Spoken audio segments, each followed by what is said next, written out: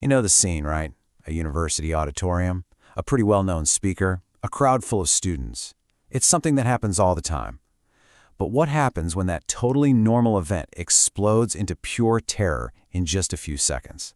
And what happens when that chaos gets captured by dozens of phones and blasted out to the entire world instantly?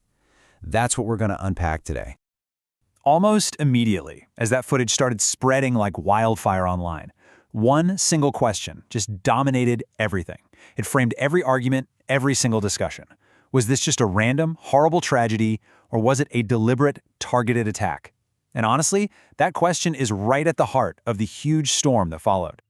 So, to really get a grip on how this whole thing went viral, we've got to go back to the very beginning, to that exact moment when a regular speech turned into a scene of absolute panic.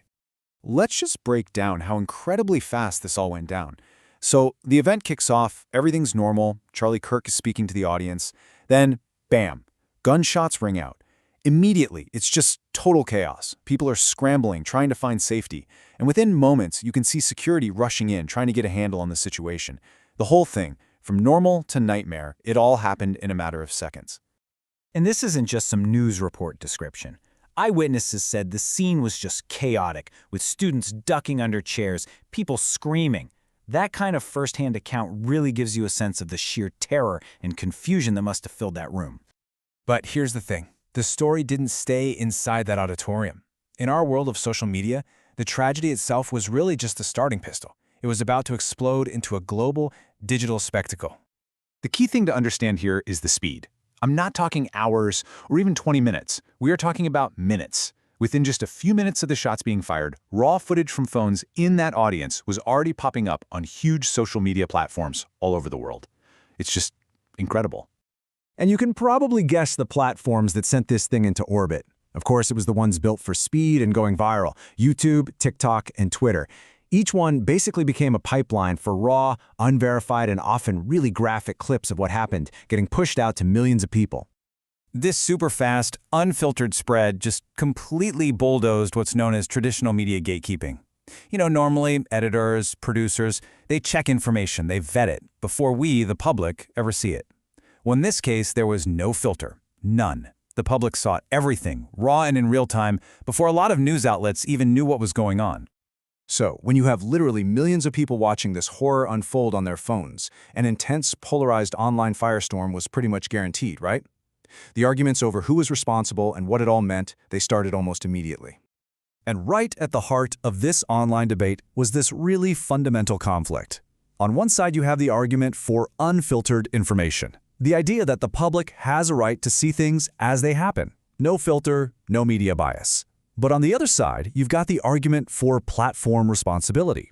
The idea that these big companies have a duty to stop the spread of graphic violence and stuff that might be totally false. It's that classic free speech versus safety dilemma, just playing out at a scale that's hard to even wrap your head around. And this online debate, it's not just talk. It has very, very real-world consequences. As one expert noted, political figures, especially controversial ones, are increasingly at risk in public spaces.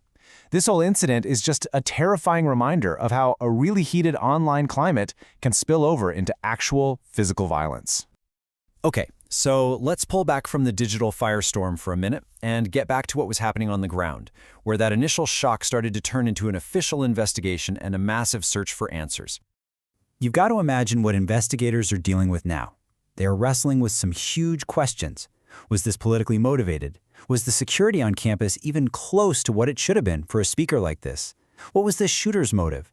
And maybe the biggest question of all, how do we stop this from ever happening again? The answers are going to have major implications. It's so important to see that this event, while it has its own horrifying details, is really part of a much bigger story. It's a perfect example of the incredible power and the incredible danger of our super-connected world, a world where viral info can shape how we all see major events before we even know all the facts. So, where does all this leave us? What's the real, lasting impact when a single violent moment isn't just witnessed by a few hundred people, but is shared, debated, and replayed by millions and millions online? I think the main takeaway here is that the impact is still resonating.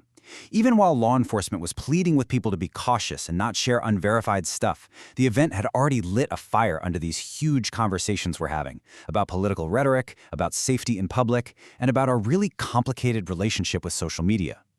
And so we kind of end right back where we started, with that one central, unresolved question that's at the heart of this whole thing. It's the question investigators are still trying to answer, and it's a question that really shines a light on the deep divisions in our world. Was this a random act of violence, or was it something more deliberate? A targeted attack, maybe fueled by the same kind of rhetoric that's all over our online spaces? The answer, whatever it ends up being, is going to tell us a whole lot about the world we're living in right now.